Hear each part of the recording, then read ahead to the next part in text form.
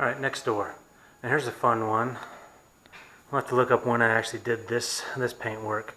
But you can see both a color difference and a sheen difference. That is way more semi-gloss than this. That turned out awesome. I love how that turned out. Lots of orange peel, but I don't care. It's freaking glossy. It's nice. Good even coverage, but I don't know if that's because maybe I did something differently or just UV fade over the year or two that it's been on there. But it's kind of curious. Maybe it show you some there. I don't know if you can tell. Maybe a different angle might help. I don't know if you can even see what I'm seeing there. But in person, yeah, you've definitely got less gloss here. Maybe fade from UV. I mean, I'm in the Rocky Mountains. But yeah, let's get started on this door. And at the suggestion of Moss Man, I'm going to actually switch over. Let's get this light. Oh, where on? I'm going to switch over to green tape and see if I can't also pay more attention to where I might have had gaps down there that allowed it to flow through. I've got an idea of how to clean this off too. I'm going to use the prep spray from Duplicolor because it's, what is this, acetone or xylol or something. Contains alcohols and aromatic hydrocarbons. Yeah, that's something of that nature. But I'm going to see if that actually cleans off all that overspray with a little bit of scrubbing. I'm not going to use a Scotch-Brite pad. I'm going to go get actually a dish scrubbing pad because those are a lot more gentle than a scuffing pad. But I'm going to see if I can get that done and get this all masked up and then do this door. Alright, I'm going to learn my lesson from yesterday and actually mask the entire thing prior to sanding. I need to do that. I'll put a drape there, drape some down. But mask the entire truck so I don't have the dust everywhere, the overspray everywhere. Try to keep everything neat and clean and just get the paint where I want it. So hopefully this does it. And I do like the green tape. Yeah, like Moss Man said in the comments to the previous video, it's more expensive, but it sticks better. It doesn't let go like the freaking Tape and Drape's blue tape does. So you definitely have to reinforce it, and it's even better than this blue tape, your basic blue masking tape. I mean, they're all 3M products. I mean, it's usually where and what I get. Alright, there it is. But I had some funky interaction here. I don't know if that's a show up here. Something funny interacted with the tape. Obviously the paint was still in a soft stage. The tape all the way up. Got lines of the tape, but then the funny one is here. Didn't have any tape, just the plastic up against it. And it screwed it up a lot. I said I won't be buffing this out. I might be just to fix that. A little bit of cutting compound and a buffer wheel, and that might be the only way to go about fixing that without having to respray the whole thing. Because golly, look at that. I was worried about that little stripe that was right there from when I was pulling tape off, but I don't know. Most times I've sprayed the trucks, I've actually done the entire freaking truck, at least one side at a time. But obviously I needed more curing time with this. Because that turned out pretty good there. That's every bit as good as I need it to be. Tons of orange peel, don't care. But this, I do care. That's jacked up. I don't know, I suppose I could buff it out. Then I might. It's not a step I wanted to take on this stuff. I wanted it to be just basically this, as clean as good as this is. That's still drying. And have the whole truck that, just to one proof of concept for what the color is going to be and what it's going to look like. And I like it. I like it with the gray, the red stripe, and the black lower. Thing I figured out too is that Duplicolor prep spray. And I've done this before, but it cleans off the overspray off of glass very well. But it's having a funny interaction with the powder coating of this infab step bar. And I got even more overspray there. I thought I had the whole thing, and it always finds a way. I backmasked everything, found a way. Green tape performed better, that's for sure. But, I don't know, I'll try wiping that off again with some of the prep spray, but it does interact funny with the powder coating. Chemicals don't like each other.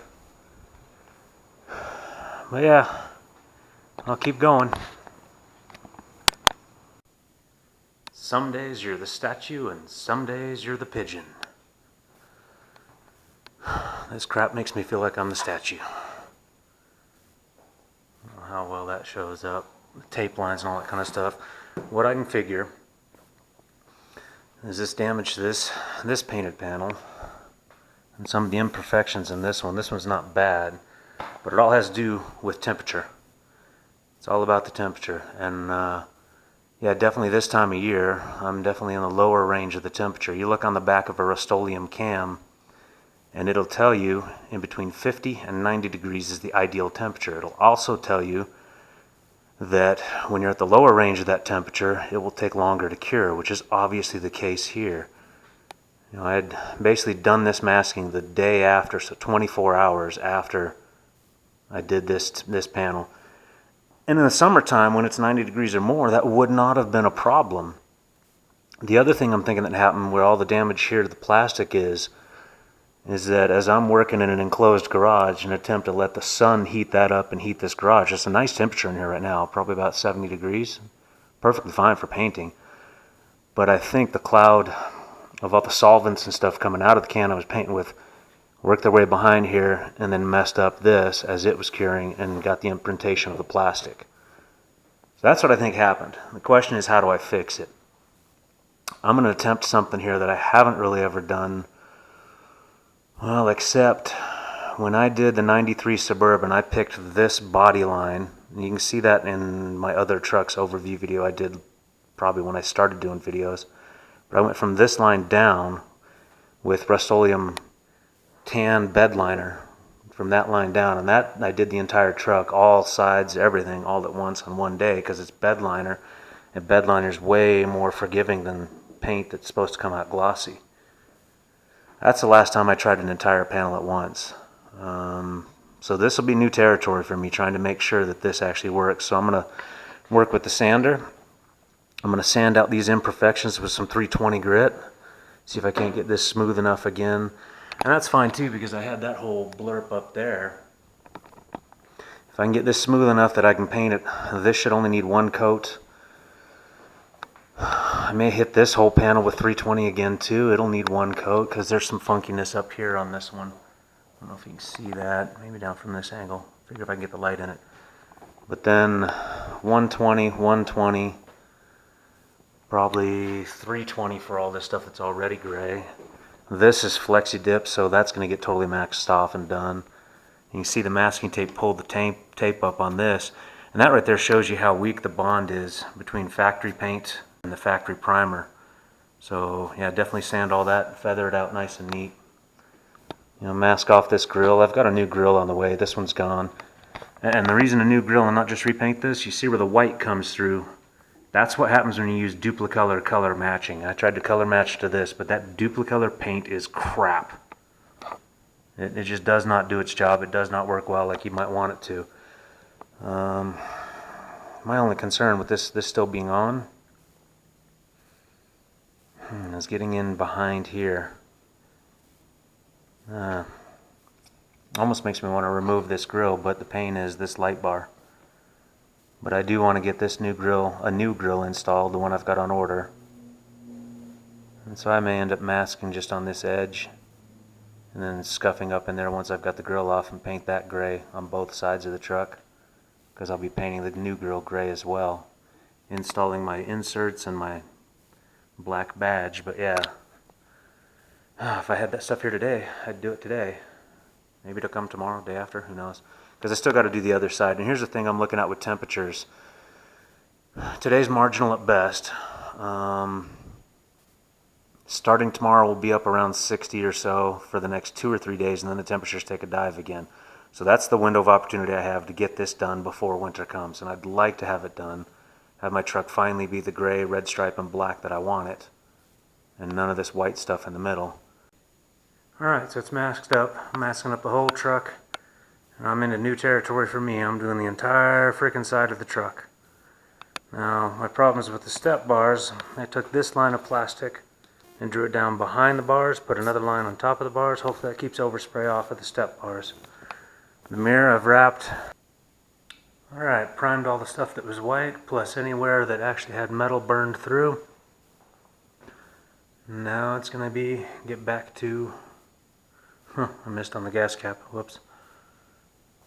Got a little bit of white showing through there. And burn through the metal a little, huh?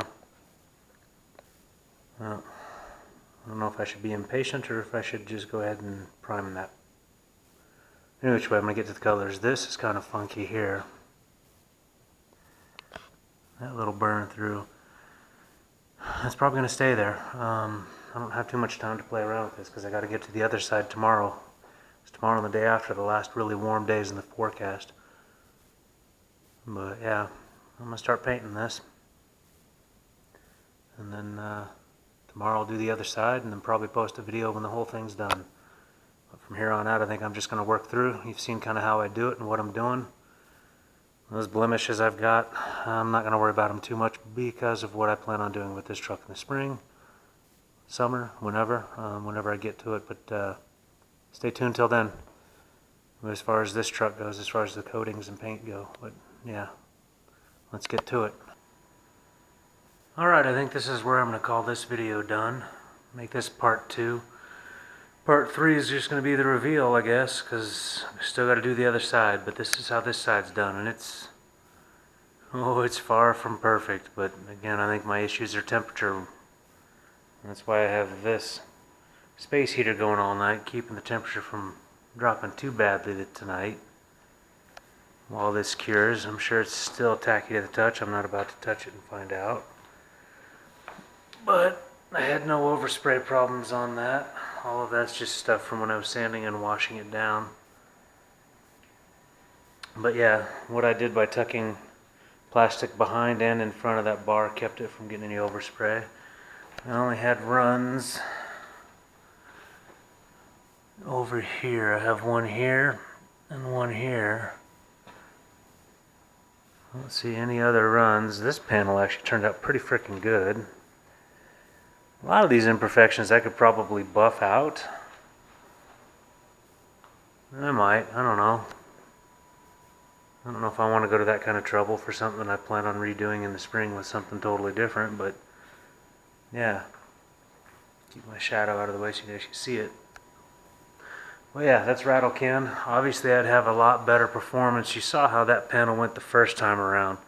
Went a lot better. I'm getting some funkiness in the rest of this that, like I said, would buff out, but this is all temperature related, so let that be a lesson unto you. I am not going for a perfect paint job. I'm just trying to get this done before winter time so this truck is a little bit better protected. And to tell the truth, I was tired of the two-tone between white and gray here.